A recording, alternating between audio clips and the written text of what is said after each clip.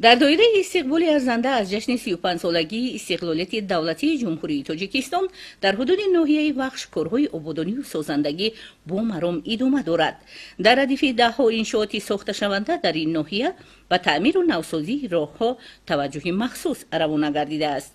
طبق اطلاع رهبریت مؤسسه دولتی نگهداری راههای ناحیه، دوام 6 ماه سپری شده سال روان با دستگیری مقامات اجرایی حاکمیت دولتی ناحیه، جلب صاحبکاران و سهمگذاری ساکنان، بیش از 13 کیلومتر راههای حدود جماعت‌های شهرک و دهات ناحیه از تعمیر اساسی برآورده شده، 6 عدد کوپرو مورد تعمیر و نوسازی قرار گرفته است. چنین اقدام‌های سازندگی در جماعت دهات فیضی استقلال با مرام ادامه می‌یابد. در دهه یکتوت جماعت دهات مذکور با دستگیری حاکمیت محل، سهمگذاری جوانان فعال دهه و ساکنان، راه‌های حدود دهه از تعمیر اساسی برآورده می‌شود. در دهه یکتوت جماعت فیض استقلال قرار داریم که راه بین دهه را با مسافه 1 کیلومتر منفرج کرده ایستادند.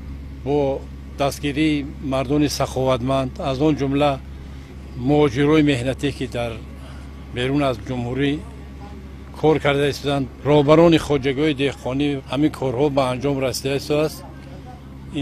در همین دهه اقدام گرفتند که همین سال راه دهه یکتوت پره منفرج کرده شود.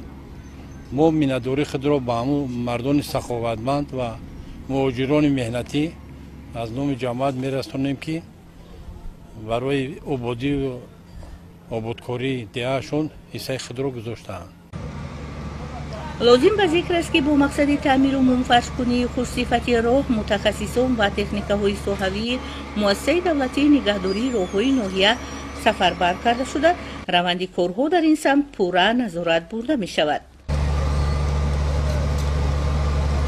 در عنعنه مردمی ما آمده است که ثوابترین کار انسان راهسازی و بنیاد پول برای حرکت نقلیات و آدمان محسوب می‌یابد. جوانان تشبثکار دهه یکتوت و ساکنان محل با جانبداری از دستور و هدایت‌های سروری دولت که پیوسته مردم کشور را به بنیادکاری و سازندگی، آباد نمودن خانه و کاشانه و منزل زیست و محل خود دعوت می‌نمایند، چنین اقدام‌های سازندگی را هدف خود قرار دادند که این اقدام شایسته بر رشد انفراساختاری محل، بهداشت وضع حرکت نقلیات، آسان شدن مشکل رفت‌وآمد ساکنان مساعدت فعال می‌کند. قید کردنی هستم که این دهه یکی از دهه‌های نمونه‌ای به حساب می‌رود.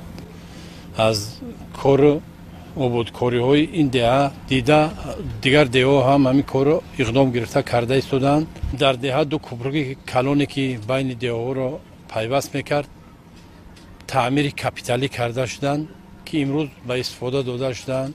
غیر این 4 کوپرو که با میده‌تر ساخته به استفاده دادن، همه همین با دستگیری همون مردان، همون جوان مردان سخاوتمندی که حصه خود را گذاشتن عملی کرده شده است. رهبریت جماعت دهات فیض استقلال اظهار داشتند که چنین تدبیرهای آبادانی و بنیادکاری را و استقبال ارزنده از 35 سالگی استقلالیت دولتی جمهوری تاجیکستان من بعد نیز ادامه می‌دهند و با جلب صاحبکاران با همت، جوانان فعال و تشبثکار برای آبادی و پیشرفت یک گوشه وطن سهمگذاری می‌کنند.